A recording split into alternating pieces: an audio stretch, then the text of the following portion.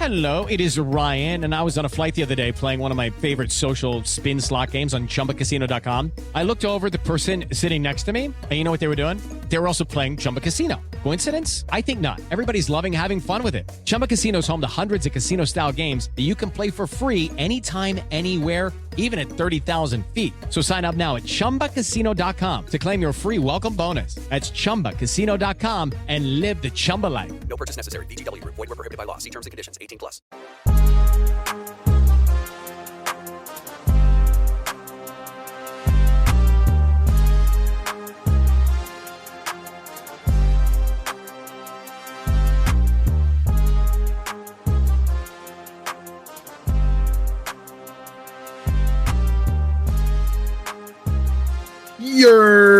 Welcome to another episode of Two Guys, One Pod Fantasy Football Podcast.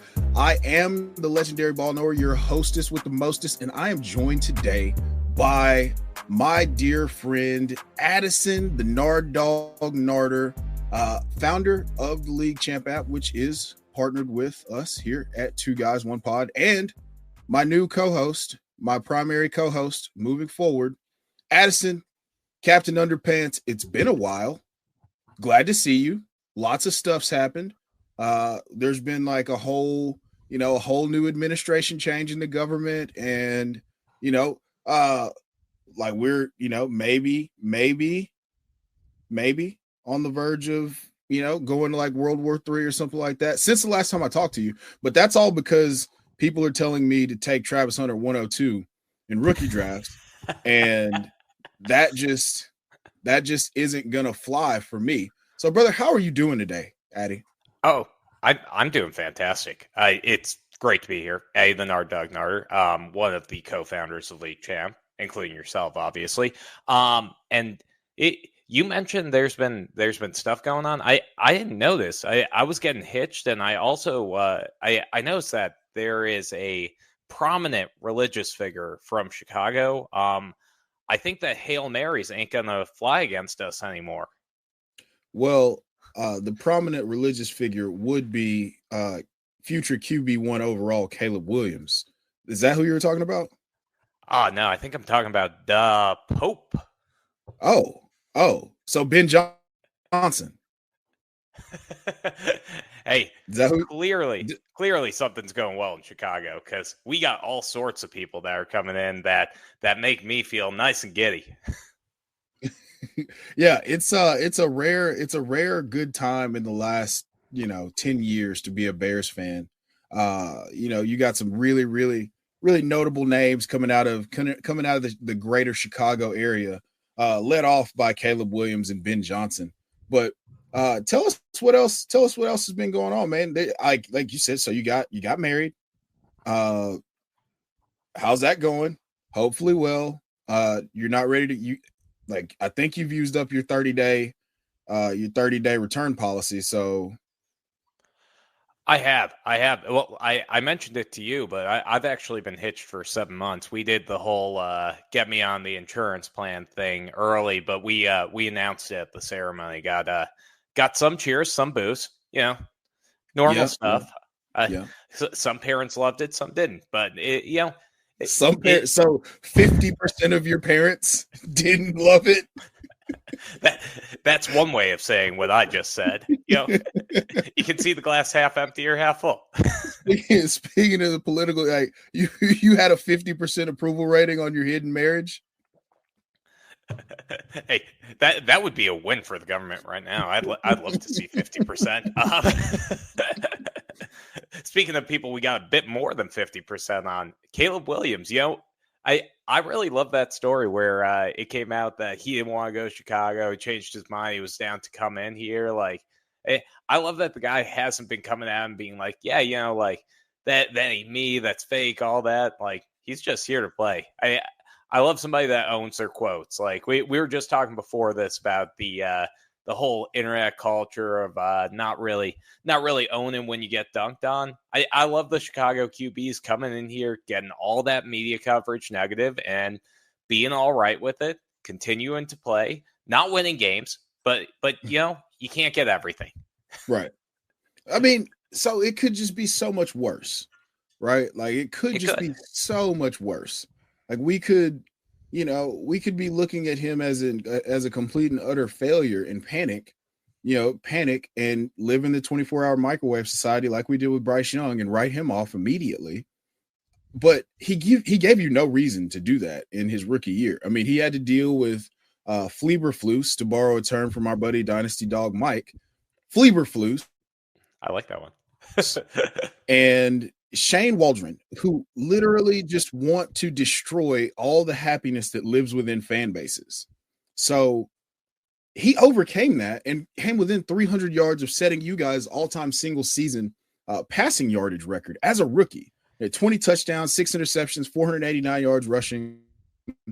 I think that, honestly, I mean, I don't know how you could judge what he was forced to work with. Now, the weapons that he had, DJ Moore, Keenan Allen, Rome Odunze, top 10 pick, like he had a cabinet of weapons, and including a guy that we're going to talk about on this show today, he had a cabinet of weapons that just you would think that would belie success. However, when you watch that product on the field, it was square peg, round hole, or just, can't find a way to make this work in any way, shape, or form under the direction of Shane Waldron and Fleeberflus.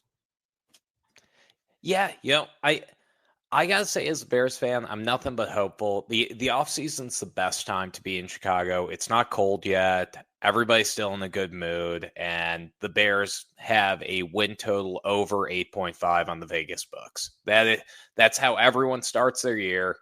And by August, I'll be slowly curled up into a ball in my basement, crying over an old Jay Cutler jersey like I do most years. But I'm ready to see it. I think we really got the correct configuration to have an offense. And I'm happy that you've indulged me on taking this very well-founded Dynasty surprise values episode and turning it entirely into a Chicago news update. Well, speaking of news, let's run through a few other things that have happened.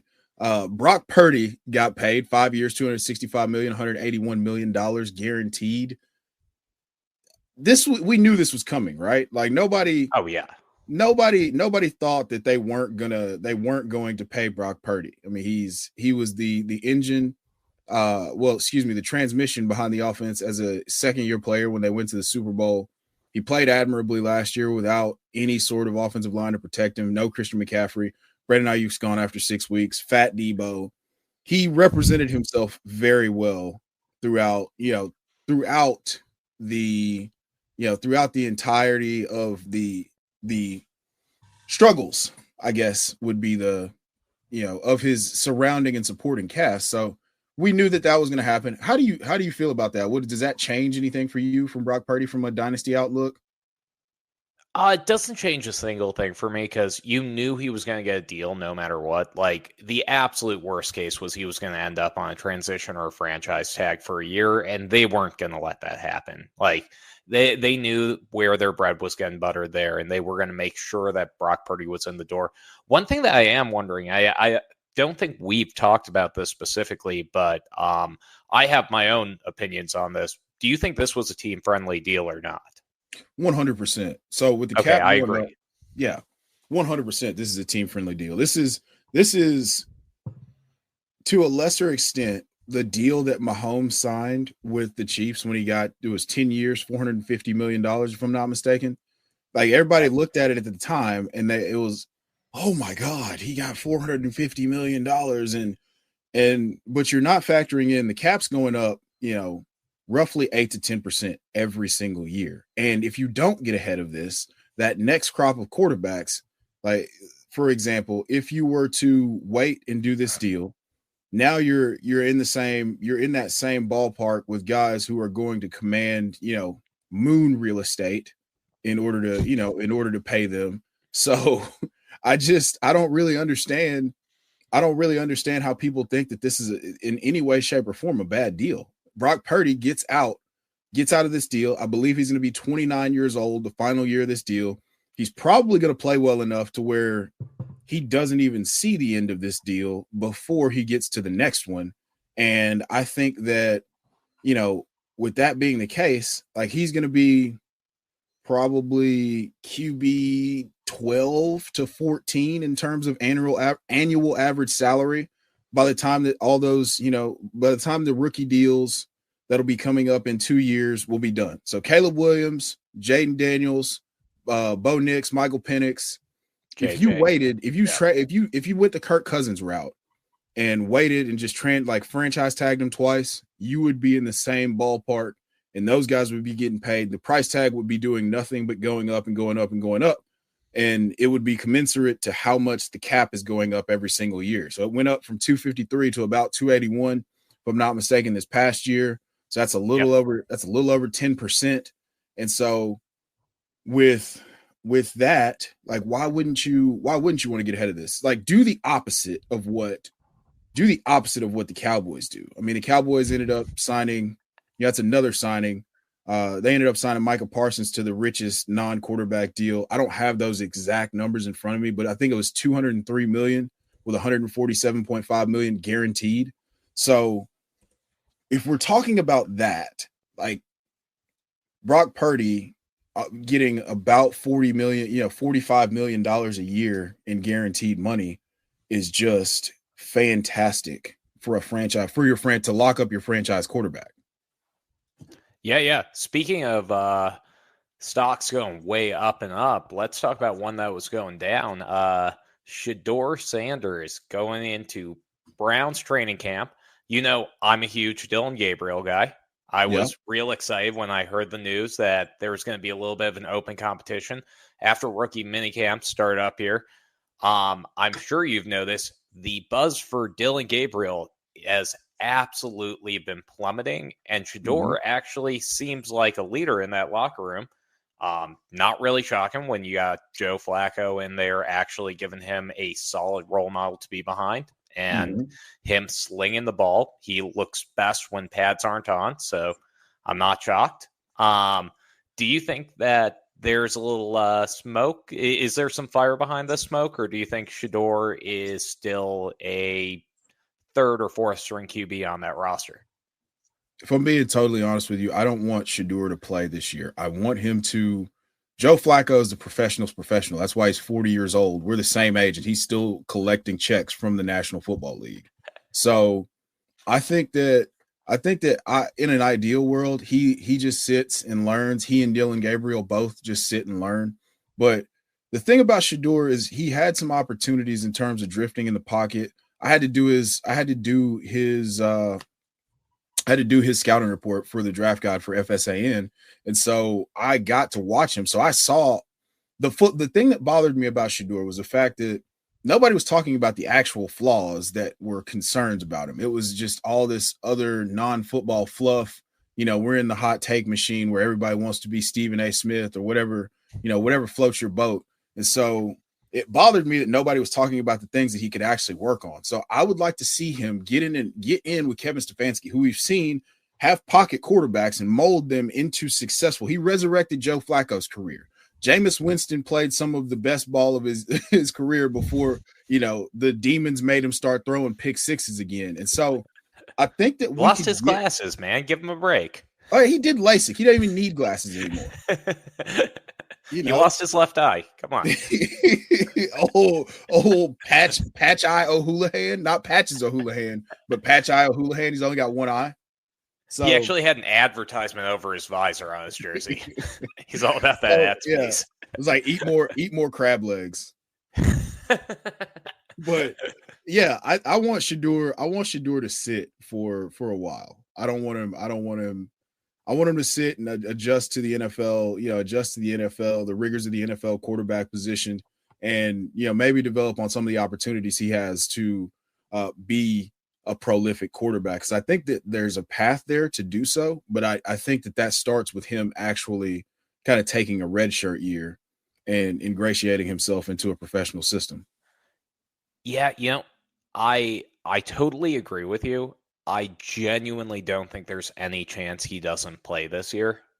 I think they're going to get him on the field. I think that the fans will be clamoring. The Browns don't have the best roster in the NFL. They're in a brutal division. they are going to be in a position where Kevin Stefanski is kind of playing for his job here.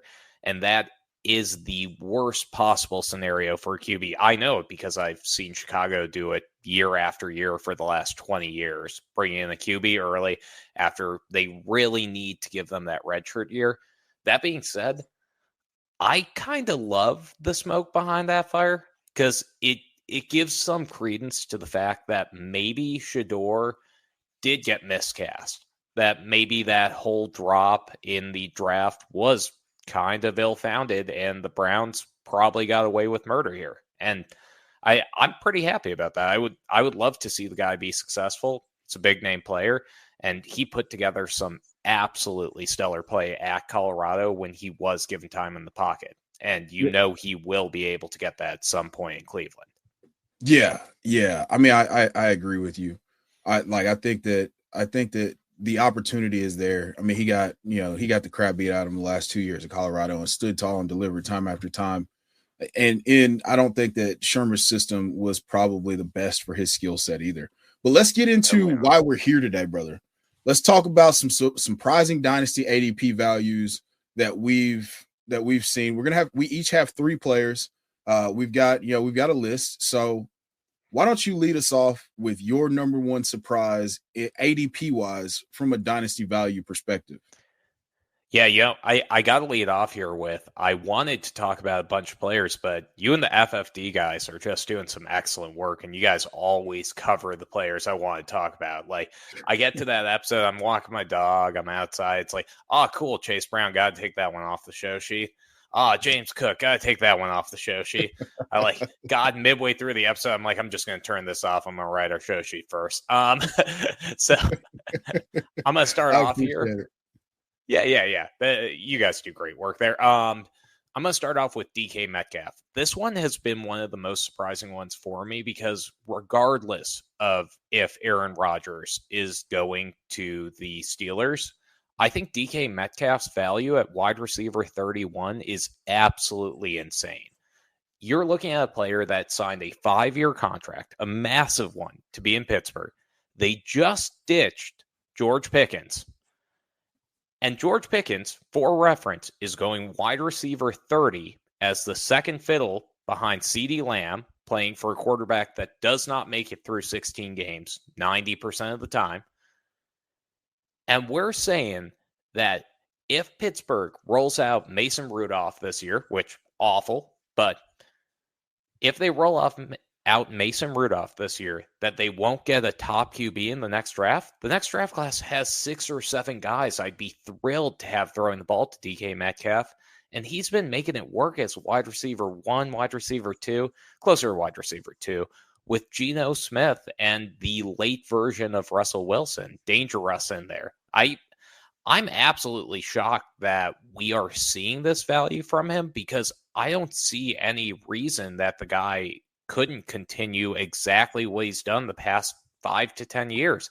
And to go even further than that, the craziest thing that I think is, and I plug in the app here, like we have a little rankings database in League Champ. He only has a standard deviation of 4 in his positional rank. Maximum of 21, min of 35. That's kind of crazy. The guy isn't even going like high or low. People have just decided he's a low-end wide receiver 2, high-end wide receiver 3. Like, I don't know. I haven't seen that in his career. He's still giant. He's still fast. Nothing's changed there. Help change my mind here. So I think the thing about this is you're looking at a target ceiling in an Arthur Smith offense that caps out at about 117. Not only that, Aaron Rodgers, assuming that he's the quarterback, which is still wild to me that we're assuming that he's the quarterback. He's a free agent. He's still a free agent. I don't know if he's still on a darkness retreat or what he's got going on, but he's still a free agent. So we would have to assume that the Steelers might be going into the season with Mason Rudolph as their starter. And I don't know about you, but that does not make me want to go anywhere near the cement aisle when I think about Mason Rudolph playing playing professional American tackle football quarterback, and then me drafting DK Metcalf to be a recipient of passes from said person. So I'm kind of I'm fading DK Metcalf. I was staying away from George Pickens and DK Metcalf. Fortunately, my contested catch savior, George Pickens, was freed from this particular hellhole, only to go into the land of plenty of distractions in Dallas. And so we'll see, if the meltdowns continue there. But I mean, I would be upset if I were getting open and dropping passes and blaming other people too. But now there's just George Pickens. I mean, there's just DK Metcalf there in order, as the primary pass catching option. Just him, Pat Freiermuth, Calvin Austin, shameless plug. So I think that I'm still kind of out on DK Metcalf. I want some clarity of quarterback situation, because to me, there's not enough certainty for me not to pass on him here, based on like the guys that are still in that range. Like I there's a guy on my list that's like right around where DK is. The StreamYard doesn't want to hear you talking any nonsense about my boy DK. Clearly, that's fair. I heard you try and compare him to the guy on your list, and then all blacked out. Totally understand why. It would do this. I would do the same thing if I were StreamYard. But yeah, the crazy thing to me is you said there yourself, the top end of an Arthur Smith offense is about 120 targets, right? Give or take. Yep. And we've only seen one real solid pass catcher in that offense. We're talking about AJB here, but DK is in the same bracket as AJB. Like that's the same tier of player theoretically in terms of upside. DK Metcalf has gotten over 120 targets maybe once in his career, and he has consistently been a wide receiver too. I'm with you. I agree that the upside is stifled, but if they move on from Arthur Smith, and if they get a quality QB option, and to be honest, Aaron Rodgers, I'd be thrilled about him at QB for Pittsburgh. That's actually a great fit there. I would love to take DK there, and he's going to move up the draft board the second that somebody signs there. That being said, if Mason Rudolph's on there, this episode won't age well. I will look silly, and this will just be a lot like the year I took Juju Smith-Schuster. Ben Roethlisberger got hurt week 3, and I had to watch him playing with Mason Rudolph, jogging around the field, having a bad time. So that's the best part. I'll give myself the bad case. That's the best part about it, is at least DK Metcalf isn't any, like, if we're talking about athletic ceilings, DK Metcalf is a whole different strata of athlete than Juju Smith-Schuster was. So at least it could potentially be fun. So I'm going to move on to my first surprise at ADP. And this one, I can't make sense of it, because everybody was head over heels for the running back in this style of offense. And, whether or not there was some snipe action going on at the draft, the Bears didn't make any significant moves at the running back position. They added 7th rounder Kyle Monangai. Roschon Johnson is still there, but they didn't make any significant moves. And everybody now, we're still living in kind of this nebulous space where it's like, well, maybe they'll bring in Nick Chubb. Maybe they'll bring in J.K. Dobbins, and completely ignoring the fact that a younger version of DeAndre Swift was paired with a rookie offensive coordinator in Ben Johnson. And it worked until it didn't. I think it had more to do with the fact that, the running backs coach at the time, I believe it was Deuce Staley, absolutely despised DeAndre Swift, and the high value touches, the goal line touches were all going to Jamal Williams. So it kind of left a sour taste in people's mouth. But we're a year removed from DeAndre Swift, who is my number one player, surprise ADP, going in the 10th round, the 9th pick of the 10th round. running back 31, 295 opportunities last year, 253 carries, 42 catches, and they added no backfield competition, as I alluded to before. But now we're kind of living in this, we're living in our own fears of them adding someone or, it not being DeAndre Swift's show. Now, that could be a problem after this season. But for this season, if you're a contender, if you're in a startup, I just took him in the 10th round of a startup, the 10-10. I don't see why he can't help your lineup this year. They can move on from him for $3.2 million in dead cap in 2026. But I'm riding the lightning here. I like Kyle Monangai a lot. The 7th rounder out of Rutgers, he runs really hard. He's not anything special from a physical standpoint. And I think with the significant upgrades to the Bears offensive line, this is going to be something that's much more beneficial for a guy like DeAndre Swift. So we're just, a realization away. I mean, this is a post-hype sleeper. He was coming into this offense last year, and people thought they were going to light the world on fire. Well, some people thought, until we got a hold of, some of the realizations that Shane Waldron just stinks. But some people believe that he was going to be, a very popular option last year. So I think for me, he enters into the post-hype sleeper territory. And, the 3.8 yards a carry was basically, that's about as bad as it's going to get for a guy like him. The offensive line was only creating 1.7 yards before contact. For comparison's sake, the Philadelphia Eagles were creating 4.1 yards a carry for Saquon Barkley on each attempt. So those upgrades on the offensive line combined with the fact that Ben Johnson is now calling plays and we've seen what his running games are capable of, I'm buying at this price RB31 all day long and twice on Sunday. Tell me why I'm crazy, Addi. I can't actually on this one. I want to, but you didn't even mention the other players in the Bears offense last year. They still had Khalil Herbert for most of the season. They still had Deontay Foreman for most of the season. Kyle Monangai,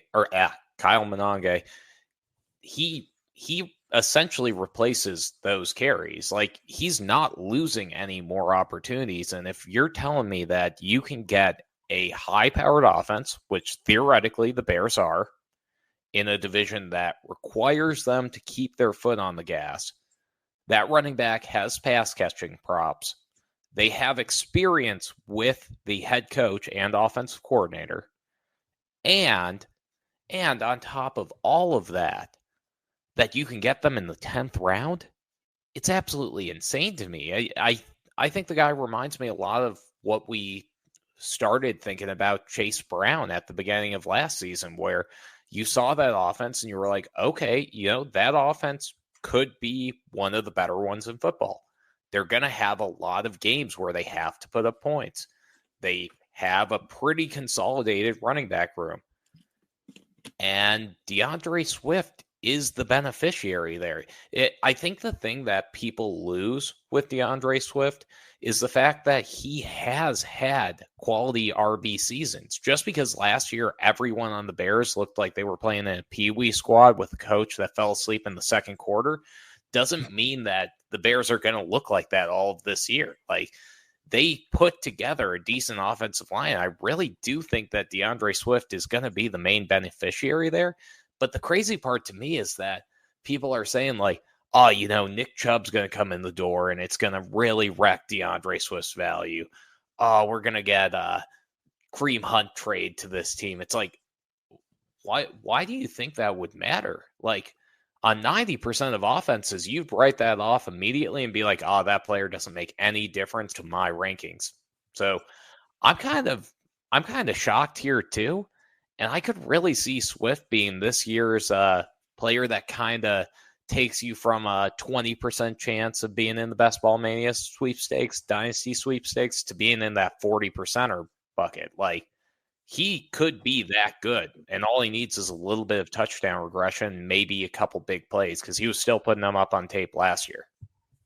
Yeah, 18 runs of 10-plus yards behind that putrid offensive line.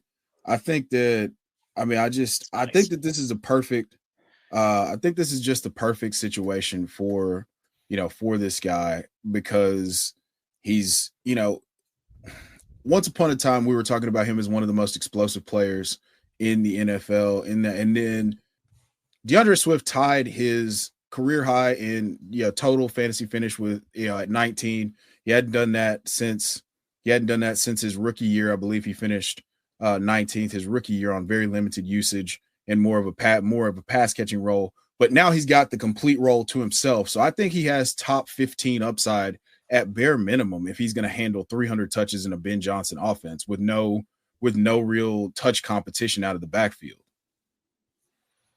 Yeah, I'm going to agree with you entirely there. And I'm going to take you in a different direction here and make you talk about something less fun because we've talked about Chicago almost this whole episode. Trust me, I'm thankful. I appreciate you bringing me back in slowly, but this is a little much. So let's talk about a little bit less fun of a scenario and talk about Travis Etienne, Tank Bigsby. Jeez Louise. Cannot pronounce names today. A little bit too much drinking at the wedding. So RB 27 and 44 respectively. Ideally, they're in an improved situation. They only added Tutton to the offense. I know that some people are big Tutton guys. I'm personally not. I prefer running backs that have a bit more size to their frame. Tutton's a great player. He's going to end up on the field, but I think he only takes one of their roles. I think that one of these guys is bound to beat ADP because you just saw DUUVAL come in and put together an absolutely excellent running game in Tampa. I think that one of these guys is probably going to be a top 20 running back. I don't really know which one it is. I think it's going to be Etienne. I'm technically a big Etienne guy. I've always saw the talent. I've always seen the speed. And you talk about that zone offense. It looked pretty great for Bucky. It looked pretty good for Rachaad White the year before. I know we were both Rachaad White guys, but you can get these guys right around Rachaad White. You can get him around Tajay Spears, J.K. Dobbins. You can get him around some pretty lowbrow names. Why am I crazy for thinking that Jacksonville is going to be able to support two running backs? I don't think you're crazy at all. I think that we just saw it play out. So Travis Etienne's skill set, he's got an RB3 finish overall under his belt. Beyond that, he's, he profiles as kind of a fit in this offense more so than Tank Bigsby does. For me, Tank Bigsby kind of profiles as the odd man out.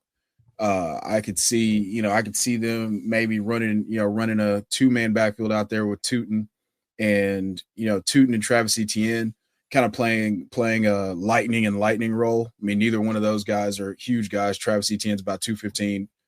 Tootin comes in at 5'9", 206, but he does run the 4.33 or 4.32, whatever it was, blazing fast. So there was a focus on adding explosive playmakers to their offense. Travis Etienne averaged 5 yards a carry his inaugural season. He missed his rookie season with the foot injury, but then it fell off of a cliff. But he was he volumed his way to the RB3 overall finish.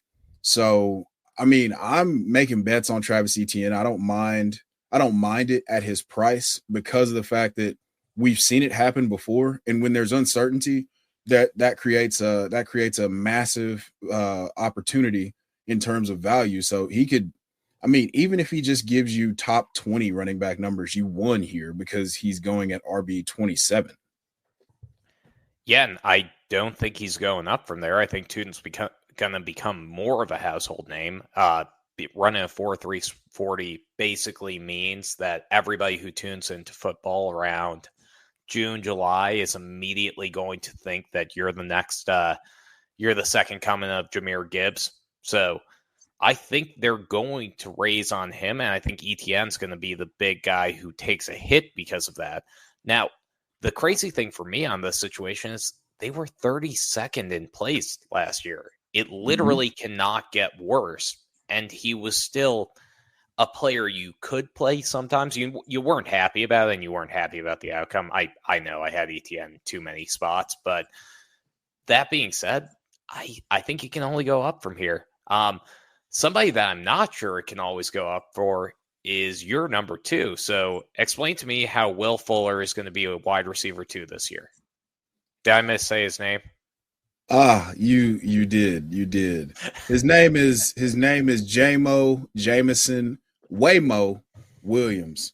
So my number 2 guy here is going at the 7-12, wide receiver 32, right behind your guy, your number 1 ADP surprise, DK Metcalf.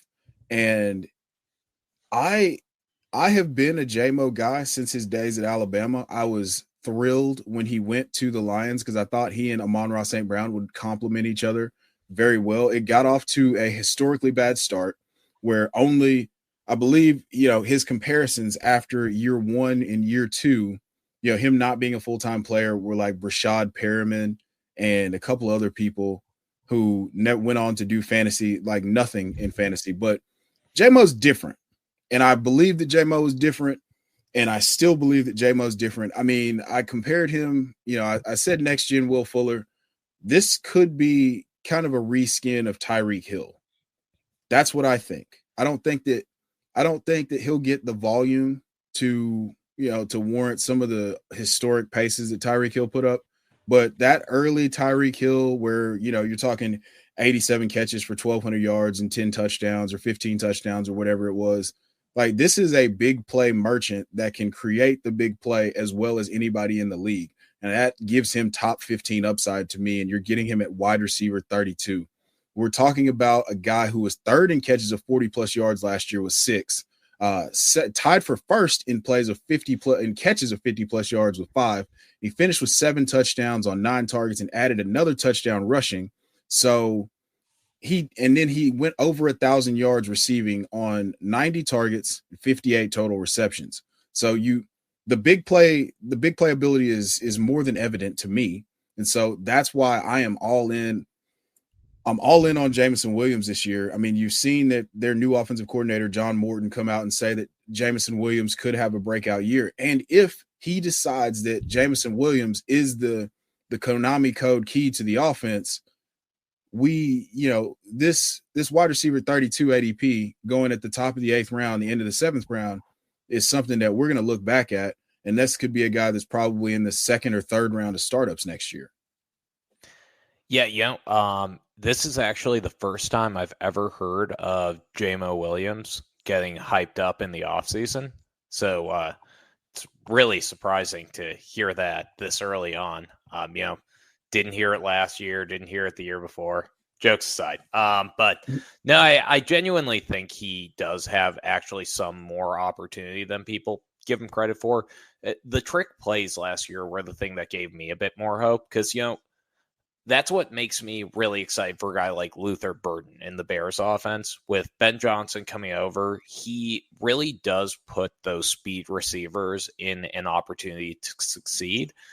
But he puts them in kind of that like gadgety role, like that early Tyreek Hill, like you were saying, Andy Reid role.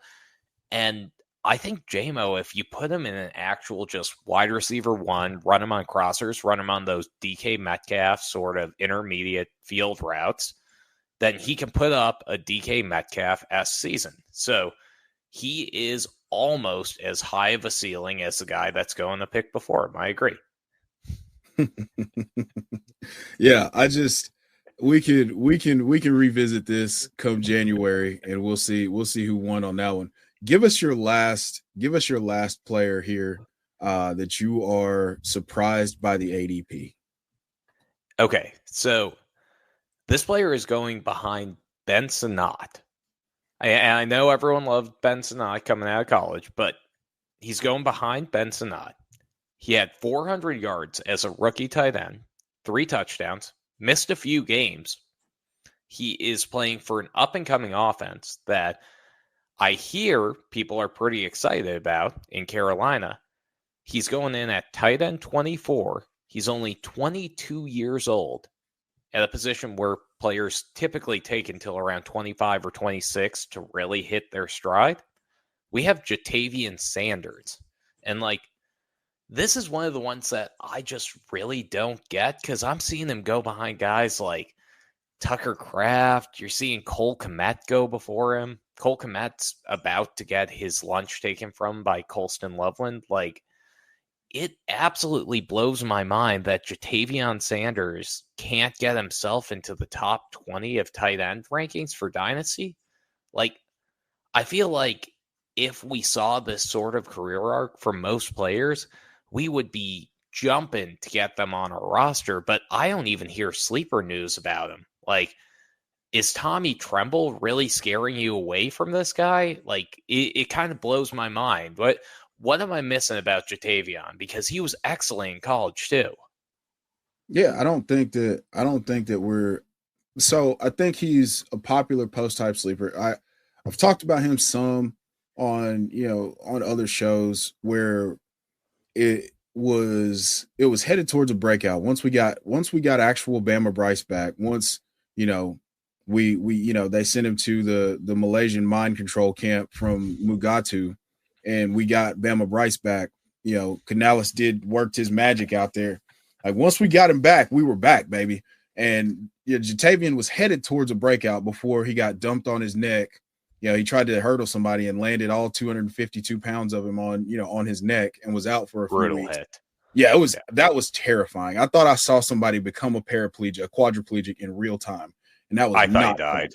Yeah, I was please be okay. But now we're back from that, and I think that this is a great. Allow me to say, like, this is a great sleeper. We saw Bama Bryce check, like throwing the no look, the aura pass to him where he throws it, he turns his back, raises his arms up, calls a touchdown. So I think that's a great call, man. Tight end 24. I'm a huge fan of Ben Sinnott, so I'm still kind of team Sinnott just because the minute that the fantasy gatekeeper's gone, I feel like we're gonna have a Trey McBride type career arc to Ben Sinnott. And so I've been pressing the button on Ben Sinnott quite often. I actually just got him in another startup that I'm in right now. And so I'm more so looking at it like Jatavion Sanders is kind of the backup plan to that, because I mean, you've already got your starters at the point in the draft, tight end 24, you've already got a starter. You might have, if you're playing a tight end premium, you probably got a second tight end as well. So now you're just taking dart throws on guys that could ascend to like top 10 prominence, and Jatavion Sanders is a fine play to do that. See, I just can't get behind anybody that plays behind Zach Ertz, because I'm so used to being like, this has got to be Zach Ertz. Last year, he won't put up 707. He won't entirely block an incredibly athletic tight end playing behind him. He won't stop Dallas Goedert. He won't stop Trey McBride. He won't stop Ben Sinnott. This year, I'm done. Zach Ertz can stay in the league as long as he wants. I don't have control over that. I'm going to stick with things I can control, like Tommy Tremble's playing time, which I think should be limited. But you had a tight end that was getting you excited, I think, here. Who you got? All the tight ends get me excited, baby. But this one in particular gets the blood going. So Chig Okonkwo going into a contract year, tight end 29. Ward Daddy Ward is officially a Titan. We got him in two-tone, and now Chig comes in as the familiar face, the Elijah Arroyo redo. And he's got the 99th percentile athleticism for a tight end. He runs a 4.5 240. I believe that's 96th percentile, but tomato. He's fast. We saw him score a 70-yard touchdown last year. We've seen that there's only two proven pass catchers in the ghost of Tyler Lockett and Calvin Ridley. So outside of them, Chig could very well be the second target in this passing offense. If you're familiar with any of Andrew Cooper's work, who we featured on the network before on the Dynasty Pulse, you know that you want the tight end, in order to consider them a breakout, you want that tight end to probably be the second option in that offense. So with that being the case, I get really excited about Chig Okonkwo being the being the potential second option in this offense. I mean, I've said it before. He's discount David Njoku. David Njoku, has been highly productive and one of the most manufactured target players in the entire NFL over the last 2 years. I think that Chig Okonkwo is a very similar player, and I think that we're going to get that with competent quarterback play in Nashville with the Titans this year. The crazy thing is David Njoku's backup is going above Chig in most dynasty drafts. You got Harold Fannin Jr. going above him. And don't get me wrong, I love Harold Fannin. I think he'll be stepping in for Njoku next year, but I find that to be absolutely insanity because, we already saw this with Cam Ward too. He loves the safety valve pass catcher. He had a couple of them. He had Arroyo. He has Restrepo. The guy's already used to throwing in the short area of the field. Why couldn't it be Chig? It's not going to be DK, or it shouldn't be. Probably not. Maybe. I hope it's not DK. I hope Alec Ayamaner, maybe Gunnar. We drafted the tight end in the 4th round, Gunnar Helm, but athletically, he does not profile to be anywhere close to Chig Okonkwo, who's in a contract year also. So, yeah.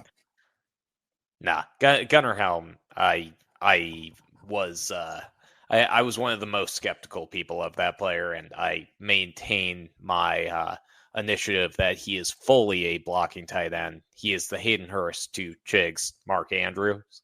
And I think this will be a fun year. I think he's going to break out a little bit. The only concern I have is that Tennessee offense I could see being a little up and down throughout the year. I'm not sure about you. You got blue blood running through your body. Do you think Tennessee will put together a consistent offense on a week-to-week basis? Yes. Okay. Yes.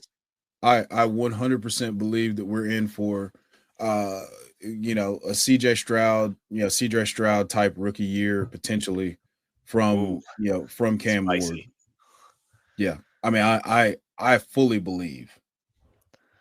Oh man, making me feel like I'm not a big enough homer. Well, that's all we got today, but I think we covered some fun names. I haven't been hearing enough DK Metcalf coverage whatsoever. And DeAndre Swift, I hear that name just get thrown around with all the other veterans that survived the draft. He's Chase Brown, he's James Cook. It's yeah, except for you're getting Chase Brown, James Cook in the 3rd or 2nd round. That's fine if you want to loop them in together. You aren't getting an 8-round discount on this player that's still 26 years old. But right. Yeah, no, I think we did great. This is a fantastic podcast. If anyone made it this far, man, we are 2 smart dudes. The ball knowledge is flowing. Yeah, ball knowledge everywhere. It's like that Stan Marsh meme. It's we're covered in ectoplasm. I mean, it's ball knowledge.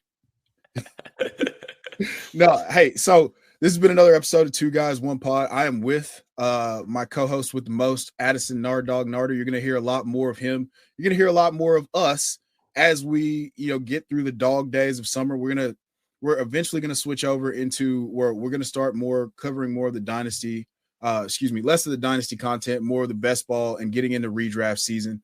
So thank you guys for listening, liking, downloading, subscribing. If you have not, go download the League Champ app in the App Store. Leave us a 5-star review on Google or Apple, whatever. What's the Apple Store called? App Store? App Store. I refuse to own any Apple products. So, yes. And if you want to find more of Addison, tell them where they can find you. Yeah. Find me at Duck League Champ on Twitter and Instagram, as well as League Champ on TikTok. We are making videos all the time, and I'll be giving app walkthroughs, showing some of our insights. We keep all of our data entirely open source, so please download, use it, have fun, and try and get some insights, get the edge on your draft board. And you know where you can find me. I'm the legendary ball knower. You can find me at Chev and Addi on the X Twitterverse. And, I have a link tree there of all the things that, all the different platforms that you can find me on. So if you want to follow me over there, I I'm pretty active. We're always talking ball. We're always talking shop. I'm always stealing someone's ideas, apparently. With that being said, until next time, you guys know it's George Pickens forever and Drake London now also as well. Have a good night, everyone. That was a good ending.